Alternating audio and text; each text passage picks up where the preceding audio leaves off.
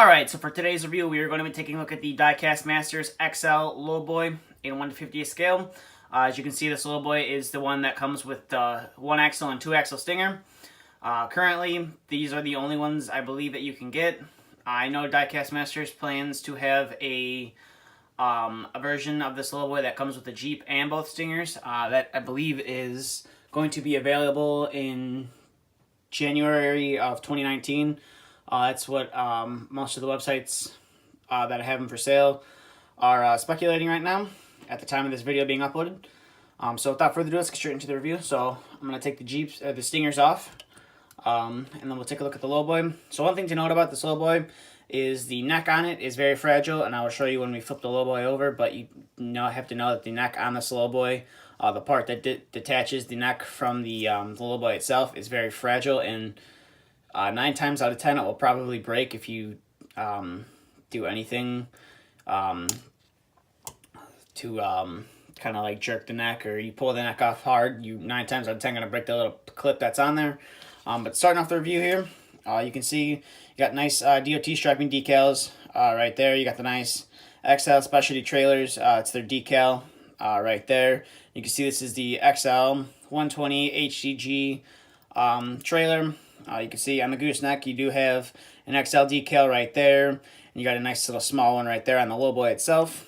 And this is a Lowboy that you have an extendable neck on, as you can see right there. It pops forward. When you do get the model, you do have to put this screw in. It does not come with the kingpin screwed in, so you got to screw it in. And it also does feature these little tiny screws, or not tiny screws, these tiny pins. I got one right here. You get 2 of them. They come with the neck already extended.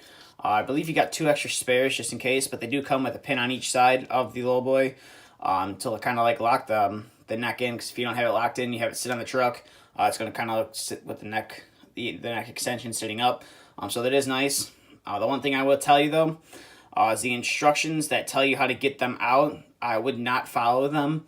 I would take a pair of needle nose pliers and pull the heads of the screws out themselves.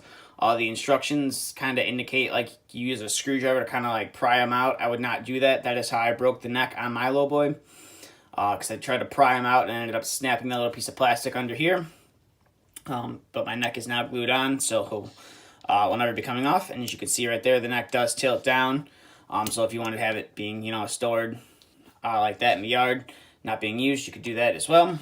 You do have ramps on the Lowboy itself that do fold down, which is nice. You get 2 of those. 2 of those right there. So if you wanted to show, some equipment being loading up, you could, which is nice. The outriggers on the model are not functional. I'm not sure if the one, if the Lowboy that comes with the Jeep and the stingers will be functional. But on here, these ones are just part of the casting, which is kind of a disappointment. But again, I understand for the price of the model, that was kind of something they had to do. Like I said, you got a nice XL decal right there. And you got DOT striping all the way around the side of the Lowboy itself. And then you got a nice XL decal right there. And then coming to the top of the model, you got a couple places that are cut through.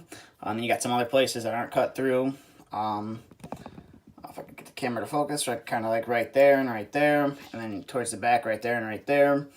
You kind of would like rest your stick down here if you're trying to haul an excavator.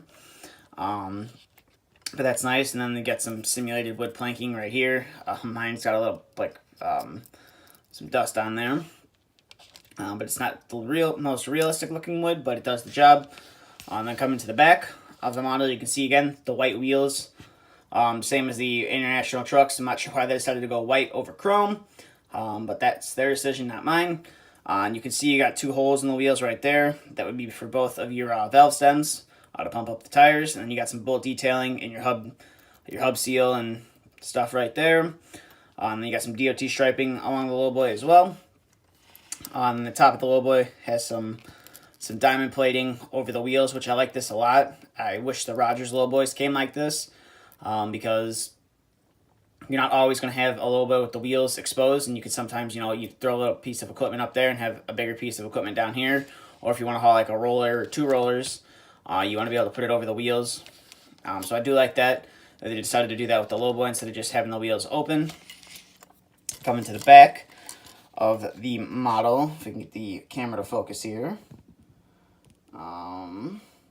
There we go. You can see you got plenty of light details painted on. You got a nice DOT bumper right here with the DOT striping on it, and you can see the XL company logos around the mud flaps as well. You got turn signals, running lights, indicator, brake lights, you name it, they have it on there. And then the other side of the trailer is just the same. Taking a look at the underside of the trailer, you can see it's got a fair amount of detail. You got your airbags, and then you got all your axles and stuff modeled very nicely. I believe they are all plastic. I know the DOT bumper on it is plastic, or it feels like it's plastic, so I'm not sure if these are all plastic and they're all screwed down. I'm not sure if you can take them off or not. I don't really want to try. But here is the problem child on this Lowboy. As you can see right here, is this little tiny piece right here. I have the little piece that broke off. That is right there. It's a little tiny piece. They kind of took the same idea as the North Scott Trail King Lowboys. So it's like a little tiny piece that is, you know, twisted sideways so that the Lowboy stays attached. And you twist it and pop it out through the center. But that piece is plastic, unlike the North Scott ones where that was metal and it didn't break. But this one, the slightest amount of pressure on this gooseneck or on this little mechanism will break it, and you can't even like take it off because they've like screwed. They put like glue on the screw and then screwed it in, which was kind of dumb. So you can't replace it or, you know, make a fix for it. So that's kind of disappointing. That's the Lowboy itself. Like I said, comes with stingers as well, which is nice. So you do get, you know, you get a 2-axle stinger right here. It's the if you get the camera to focus here, it is the XL42MB. That's the 2-axle version. White wheels. You got mud flaps. You got plenty of DOT striping. You know, you got your lights and everything. An XL on the Lowboy, or XL on the mud flaps right there. All your lights and everything. It's just kind of a general piece, which is nice. And then you do have your single axle is the same. They do have holes on the top, so you can, you know, put this little oversized load sign on, which is nice. I like that a lot. But getting back to the Lowboy itself, these do clip onto the Lowboy, which is nice. So you just, there's 2 little clips in the back. Not sure if I can get the camera to focus here. You can see that there's 2 holes in the back, and it just literally clips on like that. And then if you get the camera to focus again, that's your whole setup. And then you could put the flip neck down if you wanted to haul some heavier equipment. But yeah, that's really about it for this Lowboy. Like I said, it's something you got to be it's very fragile with. You don't want to break the neck like I did. I had it for less than 24 hours and I had already broken it. But I didn't exactly buy the whole set for this Lowboy. It would have been nice to have the Lowboy, something different than just, you know, all the Rogers Lowboys that I have. It would have been nice to have a different company, but just, you know, it ended up breaking on me, which is kind of a disappointment. I really bought it for the stingers to use for a future project with one of my Rogers Lowboys. So that's the main reason why I bought this set. The sets retail with just the Lowboy stingers and truck. I believe it's like $100 to $103, depending on where you get it. I paid $100 for mine. By the time, you know, you work out the shipping and if your state collects tax, it comes out to be like $110. That's what I paid for mine on 2000 Toys. It's a nice model. It's definitely like not like the sword stuff, so you got to be very careful with this one not to break it.